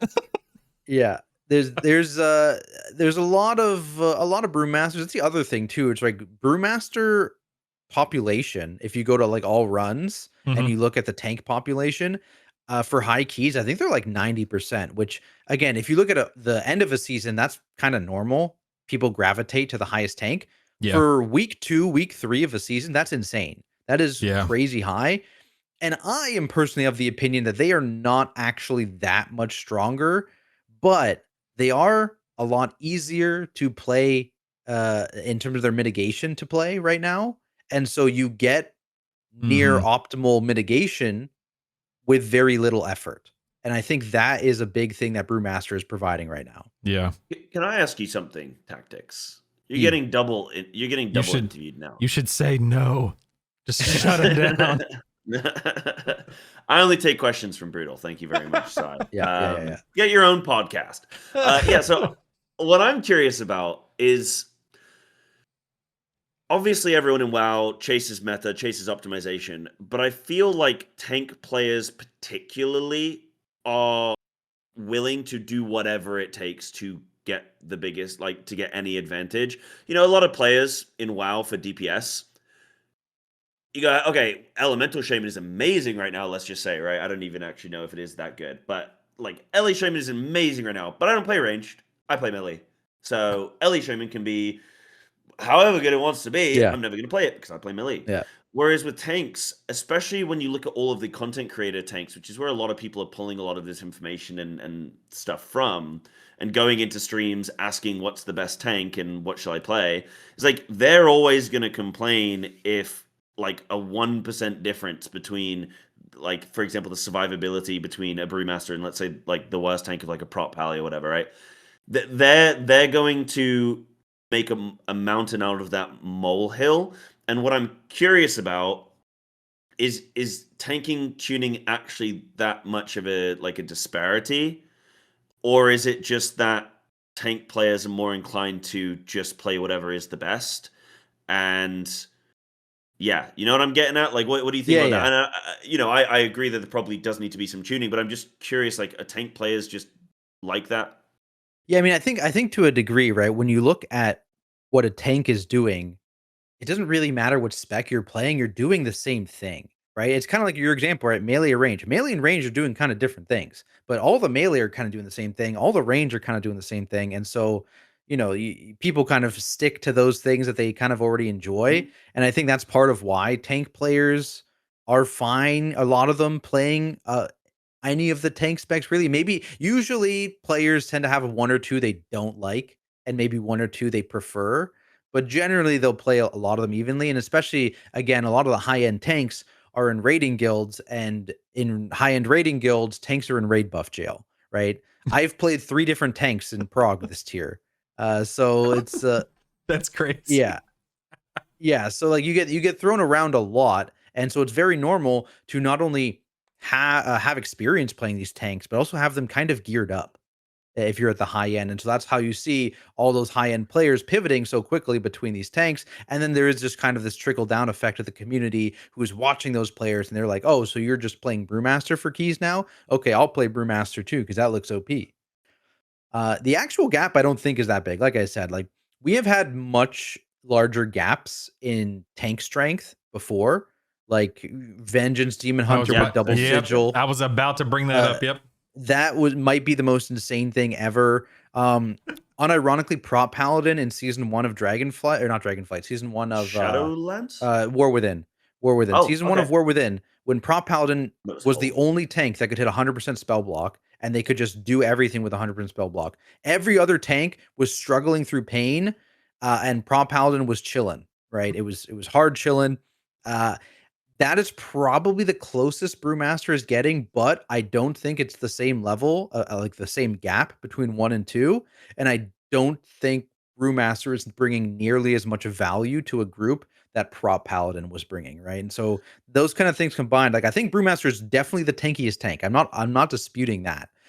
But I think a lot of why people are gravitating to it is that it's very easy to pick up the durability wise compared to the rest.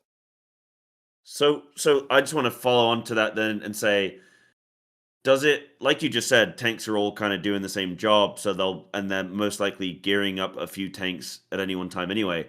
So how important is it for Blizzard to really nail tank tuning?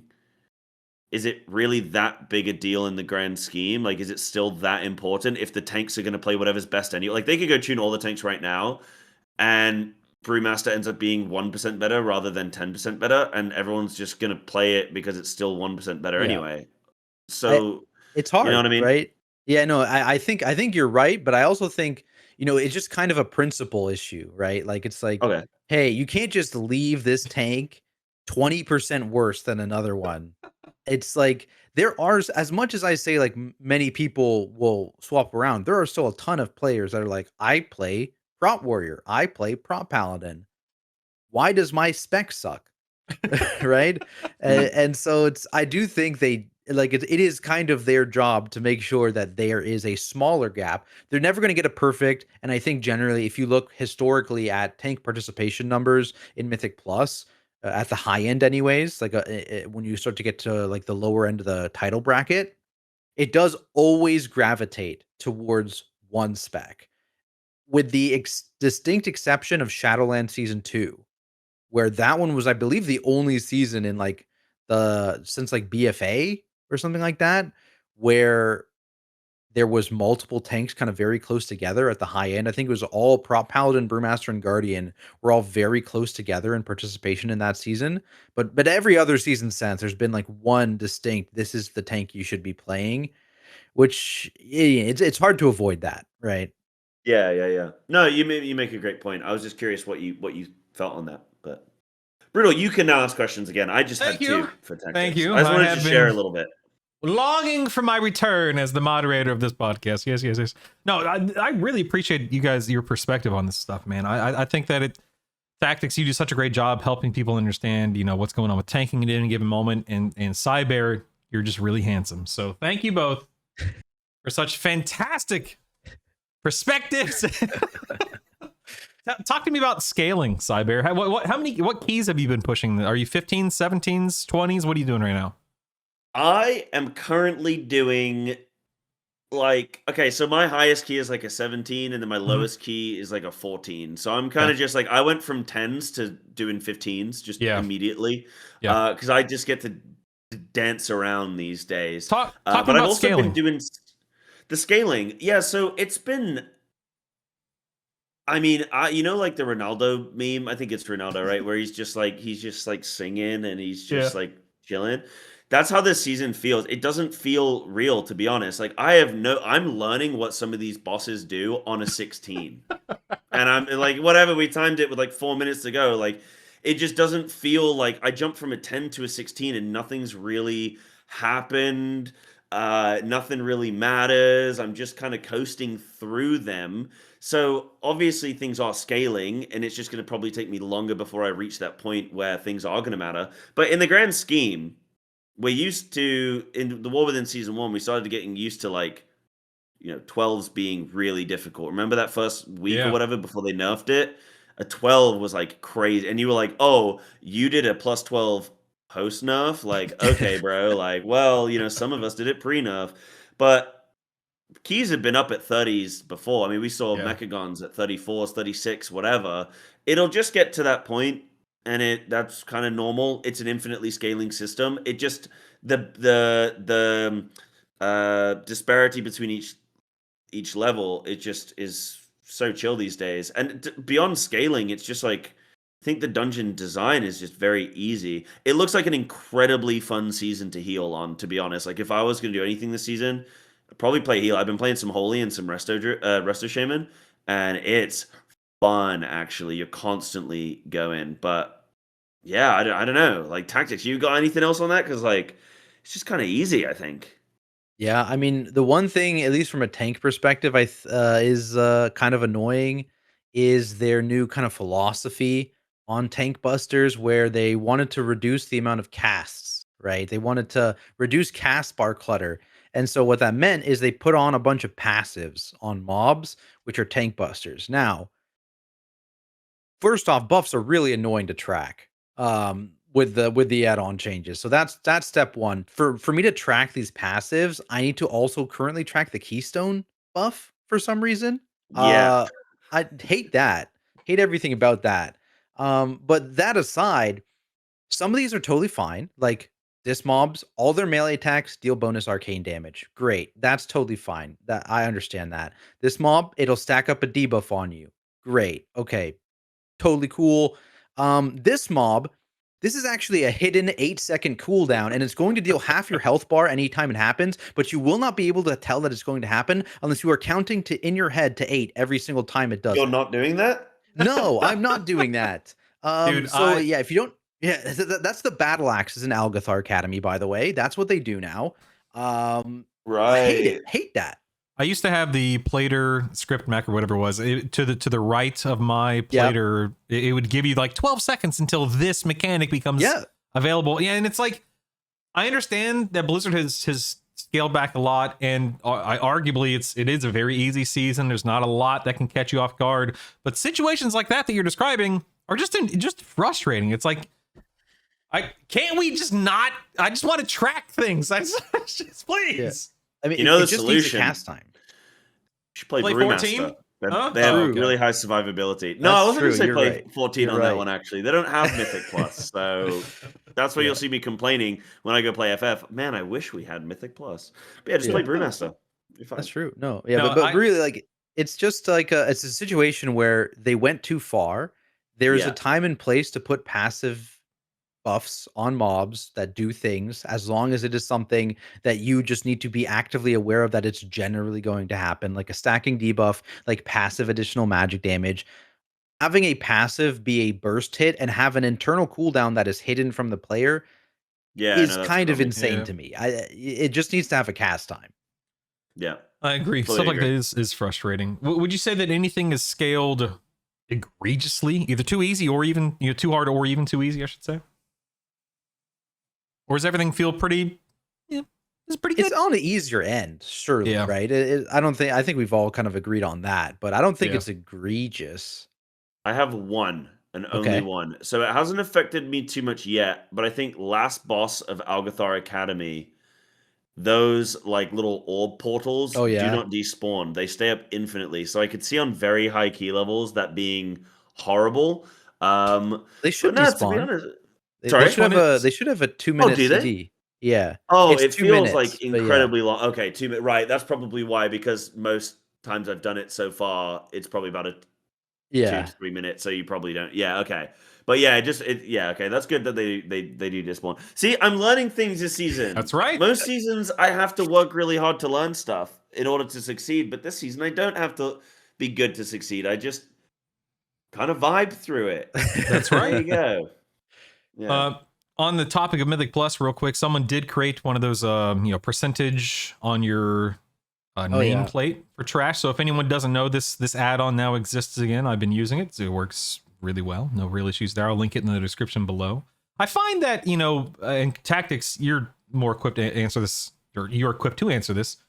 I can find that it's not really as necessary. It doesn't feel as necessary, as No. critical as past seasons, because at least in the groups that I pug everything. That's why I think earlier I said I've been struggling through 17s this week, because a lot of pugs just start falling apart. I mean, I guess, on topic of scaling, things start falling apart around that 17, 18 level for pugs.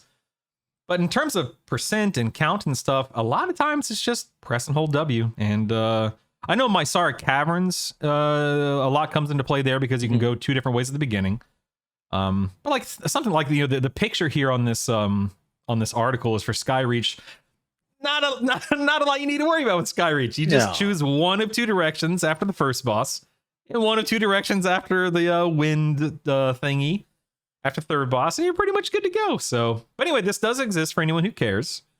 And I've been enjoying this season so far. Truly, I have. I think that this season's been a lot of fun, and I look forward to tanking it at some point in time. But is there any dungeon that stands out to you guys as being exceptional or not so exceptional? I love Majesty's Terrace because it's actually designed really, really well for feral damage, I think. Oh. And I get to do a lot in that. But no, I mean, this is like my whole thing right now is I actually am not interacting and engaging with WoW content the way that I used to historically. And it makes me personally feel pretty sad. Like Mythic Plus is just sort of, it doesn't feel difficult enough where I actually care about anything. Like I'm not failing, and like the way you learn need to and the push way higher. you compete. Push higher. Well, yeah, I just need Go to start push higher. plugging some 19s. That's fine. I just need to push higher. But you know, it just feels like I want that competitive challenge, but I'm also just engaging in the game in a different way these days. Like I'm not, you know, on 12 hours a day pushing keys. So maybe I think it's also just I'm naturally reaching a point where I don't have as much of that hunger in me to need to constantly push. And that's probably, I think two things for me are colliding at once, where I'm like taking the game a little bit more chill, but still enjoying competitive stuff, but not like needing it in order to feel good about myself or whatever, like I probably have historically. But yeah, I like Majesty's Terrace, to answer your question. I like Majesty's Terrace. What about you, Tactics? I actually really like what they did in Pit of Saron, honestly. Like I think that's one of the better old dungeon reworks they've done, especially like going back to what the original was like Throne of the Tides, right? That was like the first old dungeon rework they did, like from pre Mythic Plus days, and that was Throne of the Tides. Yeah, but not a fan. This one I think they did pretty good. You get like good pack density. There are kicks, but like there is like they have kind of followed that whole like you can there's like one important kick and then there's this other kick that just kind of happens usually. The boss fights are simple but still kind of engaging for the most part. I'm a fan of it. Yeah. Can I jump in as well, actually, because that did make me think, and Pit of Saron is a really good one, actually.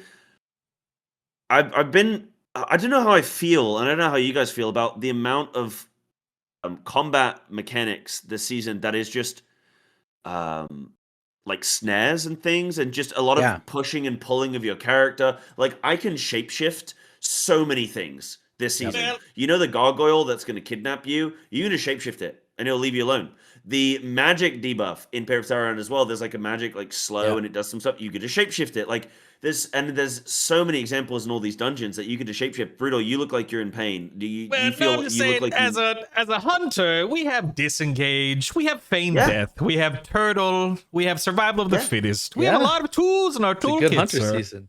Yeah, no. In all seriousness, like I were you going in the direction of this is not fun because I can counter everything, or there's a lot to counter? What do I do? Which direction were you going? No, it's new. It's new, and it's like Blizzard is obviously looking at these different. You know, it's like going from like 2D to 3D. You know what I mean? That's like kind of what it feels like. It's Mythic Plus and it's combat, but they're looking at like how can we alter your experience in a different way where it's more about your positioning, your like you're getting pulled or pushed or like lifted, or you've got to remove snares. Yeah, it's just interesting. Right now, Dark Ranger Beast Mastery Hunter is doing really well in keys. Marksmanship is great too, Sentinel Marksmanship, but I'm currently playing Dark Ranger BM, and no joke, like and he's gone. He's gone. We lost him. He's gone. He's back. Wait Hold for on. it. And he's back. Oh, I clicked a button. I'm so sorry. You know what I just did? Have I met? No, okay, I'm back right. You know what I just did? I was like, oh, my guild is raiding right now. I'll tell you what I'll do. I'll bring up the stream so I can just see in case they get close to killing Illyrius and I know what time I'm on. And then I didn't realize that, we gotta go. Jumped me into a different call. No, I'm so sorry. Sorry for that. That's me. You don't need to apologize. It was funny. It was funny. No, I'm just saying I'm doing the Dark Ranger Beast Mastery. And I already said it, but truly, I can disengage half of my mechanics. I can feign death another half of the mechanics. I can pretty much turtle everything. I mean, like you said, the gargoyle and Pit of Saron, I can disengage or feign death it, and it's just completely alleviated. Same thing when my Sark Caverns and the mini boss after first boss, and he summons you to the altar there. Disengage, feign death. You're rid of it. First boss in Magister's Terrace, right? He does the big 15-second debuff. Disengage, done. It's gone. I love it. Like, and these are not complaints. I love as a hunter that I have an answer for basically everything. Those speaking of Magister's Terrace, the big constructs, feign death the beam, done. The constructs in Skyreach, feign death the beam, done. It takes a lot to kill me. And I find, and again, I'm not trying to make anyone feel bad if you've run any keys with me this week, but most of my deaths, not all, but most of my deaths this week in my 17s that I've been failing over and over is because healers just can't keep up. And it's not because I can't. It's not that I don't have an answer. It's just that there's just a lot of damage intake sometimes, and things just fall apart in pugs. But as a hunter, I feel very stable, very sturdy, very safe, and I love it, man. I love having an answer to problems like that. Yeah, definitely. I agree. It's an interesting new way for Blizzard to kind of give us these mechanics, and I'm curious just to see how it plays out and evolves. To be honest, it does feel on the easier side when you feel like you're kind of doing like I don't know, like a more of like an input command or something a dance revolution or something like that, where you just feel like you're a little bit like, or like, that song, like the cha-cha slide, you're just doing like all these different things. It's just sort of moving, like you're just moving your character around rather than just staring at health bars and being like, which one do I need to kick? When do I need to hit my CC? So it's moved a lot away from CCing and a lot more towards movement and positioning from what I've experienced at the keys that I've done so far. But yeah, it's interesting. I will say that I just turned. I had downloaded an add-on called Targeted Spells. It used to be WeakOr, now it's a standalone add-on, and all it does, for those who don't know, is it puts, the way that I have it set up, it puts a big icon in the middle of my screen. I mean, it's about yay big, I guess, in the context of what I'm looking at. And it says, hey, this cast is coming at your face from this NPC. Do something. Use a personal, in my case, feign death, turtle, whatever it is. And it helps me a ton in making sure that I either am ready to kick something or mitigate it somehow, or just completely wipe it from the equation because of feign death and turtle and whatnot. But it helps a ton. And then I also, for those that don't have like focus kick macros, those help a ton too, because what I'll do, I'll go into a pull as a hunter, and then was it an add-on, or I can't remember if it's an add-on. Yeah, I think it's an add-on called like Focus Interrupt or something like that. And it creates 2 macros for you. And the first macro will assign a raid target, and it's preset. So at the beginning of the run, it says, hey, my raid marker is star. So anything that has a star on it, it's my kick, my responsibility. That way you don't have to worry about wasting your kick on it. And so I'll go into a pull and I'll mark something with star. It's set to my focus. Then I have a big cast bar that only shows me my focus target's casts. And that way I know. And then my kick is also set to kick my focus target, or if I'm holding down my right click, or I can do a mouse over macro, so I can kick anything I want at the same time.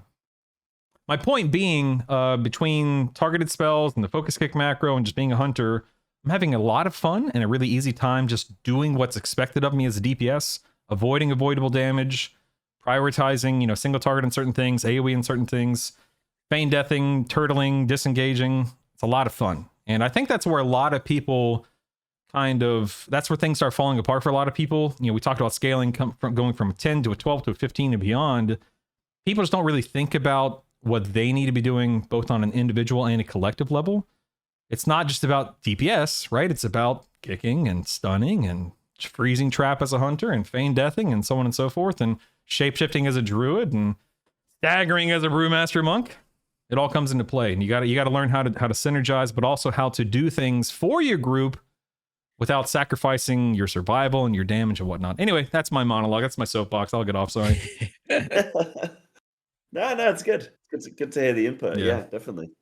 All right, it's 12:34, gentlemen, where I live at least. That's my favorite time of the day. 1, 2, 3, 4. Let's get out of here. I do have one final question for you guys, if you don't have anything else that we've been talking about. Yeah, sure. All right, so Psybear, I'll start with you. I want you to finish this sentence, okay? Wow. World of Warcraft would immediately become a better game to play if blank. I think I was thinking about this a little bit. I think World of Warcraft would become a better place if the player base just showed some empathy to the fact that people are not them and people play the game differently and might see things differently. And I think that encompasses a lot of Can you give me an example? Because that's a strong, powerful statement. I'm not being silly. I'm being serious. Can you give me an example as to what you mean?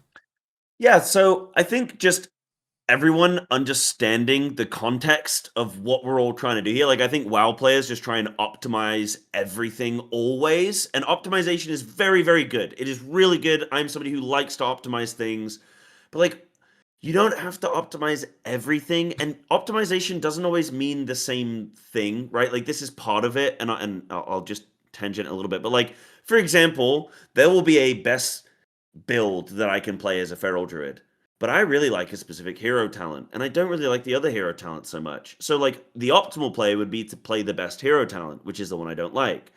But I can still try and play the hero talent I prefer, but optimize that.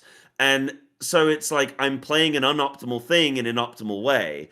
That still should be something that more people try and do, I think. But also, so a really good example of something I was doing the other day is I was doing normal dragons, twin dragons, Veilgore and Ezerac. I was doing normal in a pug, and somebody stood and just feared the whole raid, and then it really annoyed me because, and it was like week 2 of the season, and I was like, I cannot believe that these idiots, these morons, don't know, because they haven't been watching the Race to World First for 50 hours, seeing all the splits. They haven't been doing XYZ, and then I'm like, oh yeah, because it's weak. Like I feel like a lot of us have this split where there's this expectation to already be at the highest level, even when the content is new. And I just feel like it's a clashing of heads where you have people who just want to experience content and then people who want to optimize, and sometimes they have to fit together. And it's just, people get kicked from time walking dungeons because they don't do an optimal route. Just that kind of thing. Like that's the kind of stuff I'm talking about. If more WoW players just chilled out on that stuff and didn't expect everyone to be optimal for all content all the time. And that's me. That's a long sentence, but that does finish. That was a really long sentence, actually. That was a long sentence. How do you accomplish that though? Like I agree with you, but it's like that's a tall order for the internet. I think you just make fun of people that try hard a bit too much, Just make them feel bad about themselves. That's right. Yeah, Tactyks is in. Tactyks. There you go. Tactyks, what about you, man? The best way is just make fun of people, and then you're fine. I like that. I like that. Man, I used to be such a bully. Oh, man. I used to bully my guild all the time. Shout out to Static. That's where the BrutallStatic comes from. As I used to play a warrior named Brutall, and I was the GM of a guild called Static. BrutallStatic. There you go. Anyway, there you go. Now you know. Now you know. Little trivia for you. Tactyks, same question. WoW would immediately become a better game if... well, my answer is not as deep as size, but my answer is if Shaman had a tank spec. That's right, Earth Warden Shaman, baby. Yeah, they're coming. They're coming. Rock bite weapon. Let's go. That's right. That's right. I like that. I like that. I mean, real quick, and then we'll get out of here. I remember back in the day, we used to have Warlock tanks and Mage tanks. I mean, you guys have been playing since TBC, right? All right. Since vanilla. I'm one of those guys that gets to go back in vanilla. That's the good stuff there. What were there mage tanks back in? I'm thinking High King Mulgar. I'm thinking Tempest Keep. There's like individual bosses, right? Yeah, it's back in the day. But I'm trying to think of vanilla. What did we have? Casters tanking in vanilla? I'm trying to remember. Anything in Zul'Gurub? I can't remember. MC? Blackwing Lair? I can't remember. It's been too long. I don't play Classic. I haven't played Classic since literal Classic, so I don't remember. I don't think, was there anything in like Nax? Well, I mean, we had like 8 tanks on but it was 8 real tanks on 4 horsemen back in the day. What about I think there's some shenanigans with Encourage with the twins. The twins, a warlock. I think you have a warlock. I think you're right. One of them because it's magic. I believe you are correct. They can at only least back take in the day. magic damage, so you have a caster tank them, I think. I think you're Something like correct.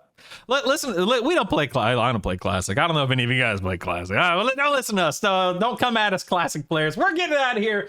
My name is Brutal. We've got Psybear. We've got Tactyks. Thank you guys for being here. Appreciate you guys so much for taking time again to come back on the show. I look forward to inviting you back in the next however many months from now. Real quick, tell people where they can find you. Psybear, let's start with you again. I know you're Cyber_TV everywhere. Is that correct? Yes. I should be on everywhere. Just Cyber_TV. I'm doing a lot of stuff these days. Some WoW stuff, some FF stuff, and some Pokemon stuff as well, actually. So probably gonna start dabbling with a bit more of that. So there you go. Yeah, you can find me everywhere. You play the Pokemon trading card game. You're very welcome. Pocket app game. I did play it for a bit. And then I stopped playing it, but I'm playing this like Pokerogue thing, and then I'm trying to just get better at like learning all of the Pokemon. I do like Pokemon Showdown, like a lot more of like the dueling stuff or the battling stuff with Pokemon. No, that's a really fun game actually. But yeah, Brutal. Thank so much for having us on as well. It's really good. You're welcome, sir. Hosting and putting it all together. I know it's a lot of effort to do so. So thank you. I do as little as possible, and it shows. So we're good. Don't worry. Tactyks, where can people find you? Tactyks, right? Yeah, no, it's just at Tactyks. Yeah, as I say, like if you spell your name wrong, you can just get it on all platforms. So I mean, YouTube is where I mostly post tank stuff. Yeah. Brutal with 2 L's. Yeah, you got it. Easy. Exactly. Most post dungeon, raid, and tank stuff on there. And I also do stream on Twitch sometimes when I decide to hit go live. How often do you stream on Twitch? When I'm in progression, I usually do stream every raid just because I want to look back at it myself. But it's hit or miss. Depends when I'm actually pushing, which we'll see what happens this tier if I end up pushing for title or not. Undecided currently. Gotcha. Hey, real quick, speaking of Brutal with 2 L's, see this mug here with a water spot? Wow. These are water spots. Don't worry, these are water spots. This is an EverQuest mug. I played a game called EverQuest, and I played a bard named Staccato Vibrato, for the record. But the best tank on my server was an ogre warrior named Brutal with 2 L's, and I stole his name when I started tanking in EverQuest 2 way back in 2004. Yeah, you know the main tank name as well. Really, the nerve. Yeah. Shout out to the OG Brutal, main tank of Phantom Raiders on the Brutall server. If anyone knows what I'm talking about, leave it in the comments below. But I sincerely doubt it because that was a long time ago. All right, my name is Brutal, thievery and all. Again, you've got Tactyks, you've got Psybear. Thank you guys for being here. I'll see you next week. I don't have guests to announce yet because I'm still finalizing them, but I'll see you then, gentlemen. Thank you so much. Let's get out of here. Thanks so much, guys. Yeah, you're the best. You guys are the best.